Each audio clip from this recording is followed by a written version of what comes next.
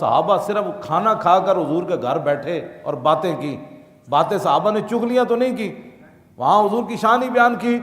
لیکن حضور ایک بار اندر گئے گھر میں, پھر باہر نکلے کہ بھئی ابھی یہ گئے نہیں. اتنی بات جو رسول اللہ کے دل میں آئی تو اللہ نے قرآن کی آیت نازل فرما دی, ان ذالکم کان یؤذی النبی.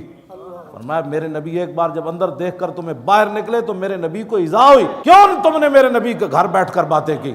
ولا مستانسین لحدیث, آج کے بعد میرے نبی کے گھر کھانا کھا کے بات کرنے کی اجازت نہیں ہے. صحابہ کو رب نے یہ بات فرمائی, اور تم 1400 سال کے بعد ایک مرتد, جو مرتد اعظم ہے اس دور کا, جس نے حضور کی عزت کے قانون کو کالا کہا, اور اس کا نطفہ حرام جو ہے وہ بھی یہ کہتا ہے کہ یہ غیر انسانی قانون ہے.